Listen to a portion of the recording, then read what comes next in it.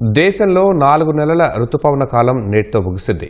ఈ సీజన్లో సాధారణం కన్నా 8% అధిక వర్షపాతం నమోదైనట్లు భారత వాతావరణ విభాగం ఐఎండీ తెలిపింది.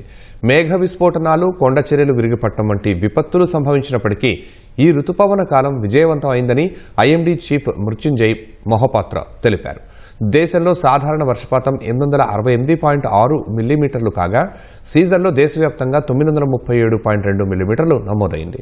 కొన్నేళ్లుగా లోటు వర్షపాతం నమోదవుతున్న తూర్పు ఈశాన్య భారత్లో ఈసారి సాధారణం కన్నా 20% తక్కువ అంటే 1089 మిల్లీమీటర్ల వర్షపాతం నమోదైంది.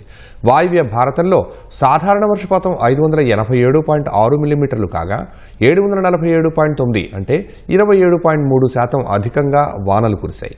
వాయువ్యంలోని ప్రతి జిల్లాలోనూ అధిక వర్షపాతమే రికార్డైంది. మధ్య భారతంలో 1125.3 మిల్లీమీటర్లతో 15% అధికంగా, దక్షిణ భారత్లో 716 మిల్లీమీటర్లతో 9.9% అధికంగా వర్షాలు కురిశాయి.